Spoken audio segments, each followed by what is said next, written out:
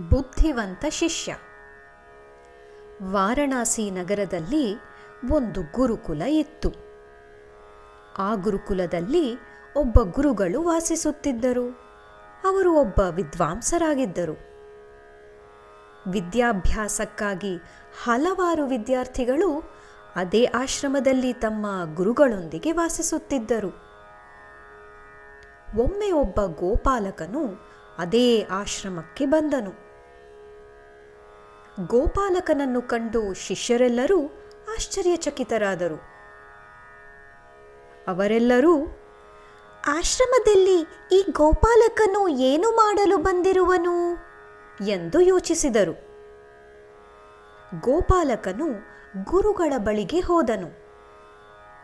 ಅವನು, ಆಚಾರ್ಯರೇ, ನಾನು ವಿದ್ಯಾಭ್ಯಾಸಕ್ಕಾಗಿ ಇಲ್ಲಿಗೆ ಬಂದಿರುವೆನು ಎಂದು ಹೇಳಿದನು. ಇದನ್ನು ಕೇಳಿದ ಎಲ್ಲ ಶಿಷ್ಯರು ಗೋಪಾಲಕನನ್ನು ಅಪಹಾಸ್ಯ ಮಾಡಿದರು. ಆದರೆ ಗುರುಗಳು ಮಾತ್ರ ಗೋಪಾಲಕನನ್ನು ಪ್ರೀತಿ ವಾತ್ಸಲ್ಯದಿಂದ ಕಂಡರು.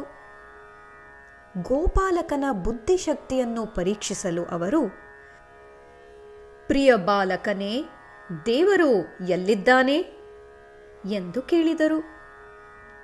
ಗೋಪಾಲಕನು, ದೇವರು ಎಲ್ಲಿ ಇಲ್ಲ, ದಯವಿಟ್ಟು ನೀವೇ ನನಗೆ ಇದನ್ನು ಬಿಡಿಸಿ ಹೇಳಿ ಎಂದು ಹೇಳಿದನು. ಸಂತುಷ್ಟರಾದ ಗುರುಗಳು, ದೇವನು ಎಲ್ಲೆಲ್ಲಿಯೂ ಇರುವನು, ಅವನು ಸರ್ವವ್ಯಾಪಿ, ನೀನು ಬುದ್ಧಿವಂತನು, ವಿದ್ಯಾಭ್ಯಾಸಕ್ಕಾಗಿ ನೀನು ಇಲ್ಲಿಯೇ ವಾಸಿಸು ಎಂದು ಹೇಳಿದರು. ನೀತಿ: ನೋಟದಿಂದ ನಿರ್ಣಯಿಸಬೇಡಿ, ಆಂತರಿಕ ಸೌಂದರ್ಯವನ್ನು ಗೌರವಿಸಿ. ಕನ್ನಡದಲ್ಲಿ ಸಾವಿರಾರು ವಿಡಿಯೋ ಚಿತ್ರಕಥೆಗಳು, ಆಡಿಯೋ ಪುಸ್ತಕಗಳು ಮತ್ತು ಕಥೆ ಪುಸ್ತಕಗಳ ಸಂಗ್ರಹಕ್ಕಾಗಿ ಗುರುಕುಲ.comಗೆ ಭೇಟಿ ನೀಡಿ.